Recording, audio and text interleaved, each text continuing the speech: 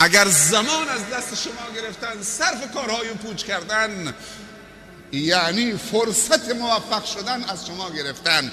کاری نکنید که زمان از دست شما بگیرن، وقتتون به هدر بره، وقتتون به بیهودگی صرف بشه. امام غزالی رحمت الله علیه در نصیحتش به اون شاگردش، ایها الولد المحب، شاگردی از شاگردانش از امام غزالی درخواست نصیحت کرد، کتابی نوشت هدیه برای شاگردش.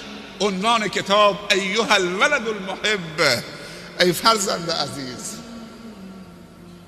یکی از مسائلی که در اون کتاب ارزشمند که همش نصایح ارزشمند و مفیدی است، میگوید که فرزندم، نشانه اعراض خدا از شما و نشانه روگردانی خداوند از بنده زمانی است که بندگان خدا به کارهای بیهوده و پوچ سرگرم باشند.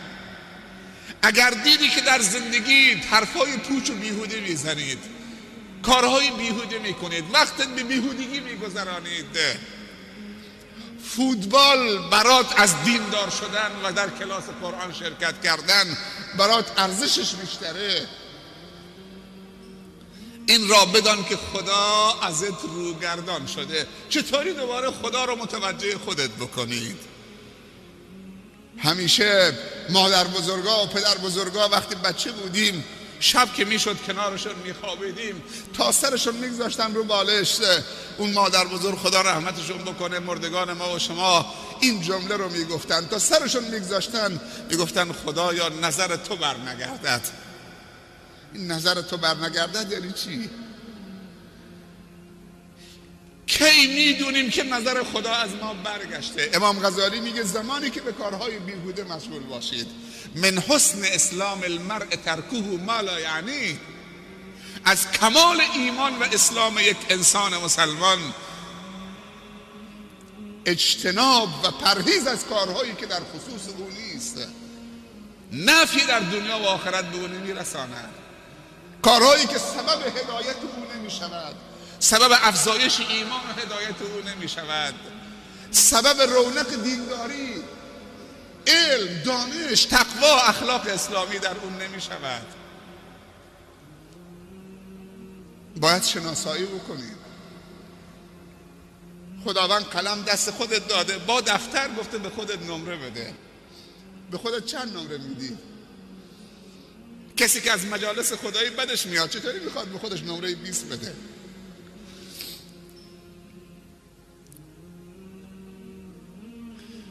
دو تا تیم کافر امروز در افتتاحیه با هم مسابقه داشتن، طرف نماز جماعت ول میکنه،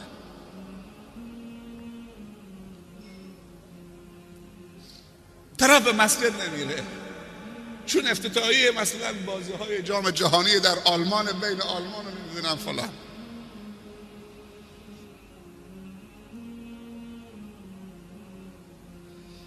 از کی فوتبال خدای ما شده؟ ورزش چیز خوبیه، ولی نه اینطوری که ما بپرستیم که فرائضمون رو کنار بزنیم، به ارزش‌ها نپردازیم. یک ماه وقت ما رو اینطوری از صبح تا غروب بخوره، مالی که برای آموزش قرآن بچه هامون صرف نمی کنیم اینطوری 400 تومن و 500 تومن در بیاره از ما. زن بدبختی که مادر بچه های ماست، تیمش گل خورده، فلان تیم گل خورده، بیای ستناقش بکنه، تلویزیون بزنه خورد بکنه.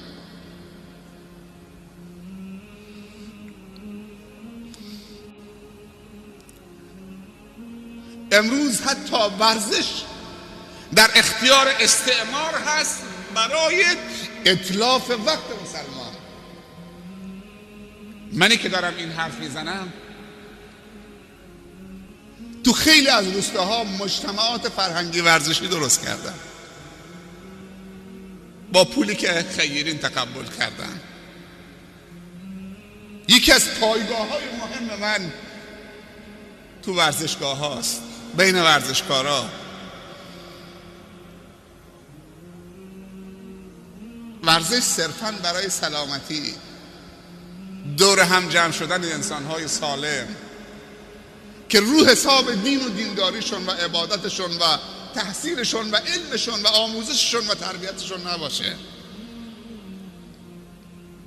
به گفته یکی از مسئولین باشگاه اروند میگفت شیخ ما به این نتیجه رسیدیم که حتی ورزش نیاز به ایمان دارد. ورزش منهای ایمان یعنی هیچ. یکی از وعده های خداوند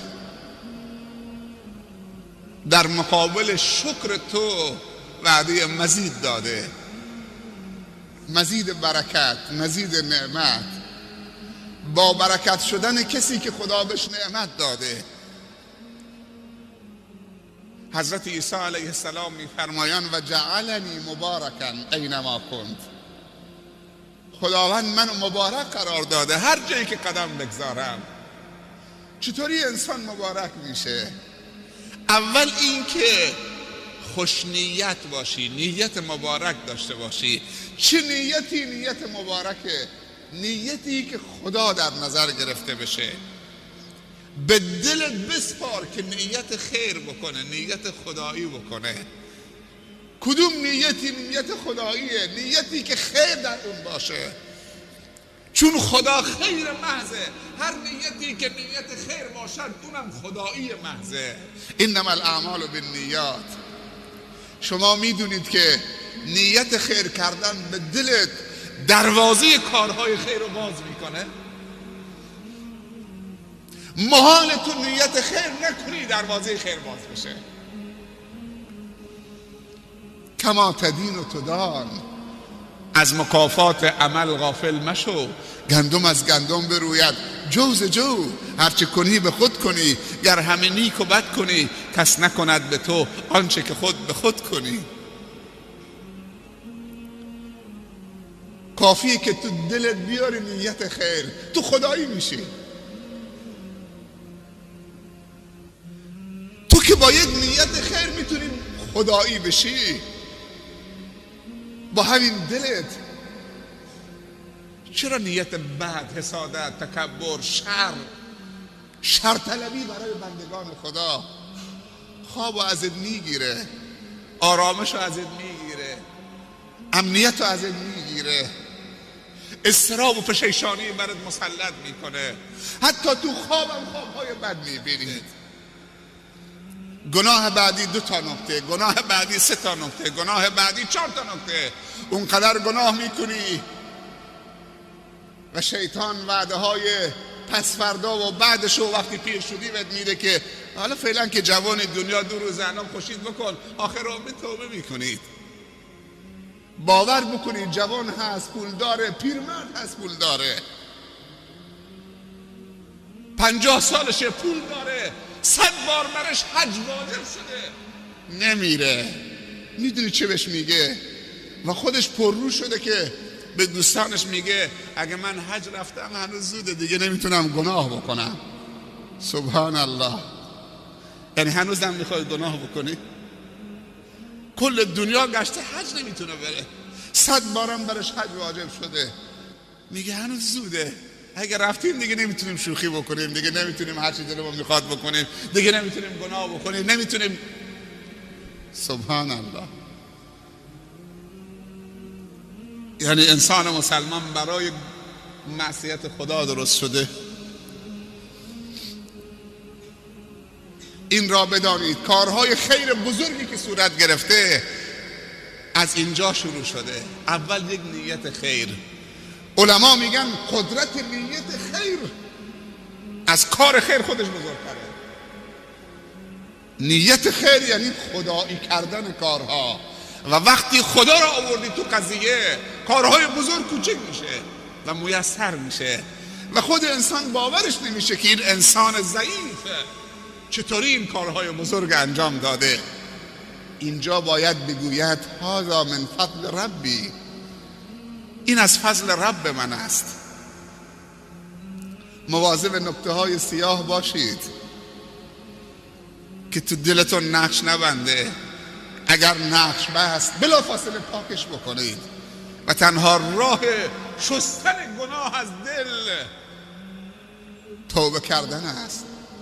استغفر الله استغفر الله استغفر الله العظیم من كل ذنب عظیم و اتوب الیه.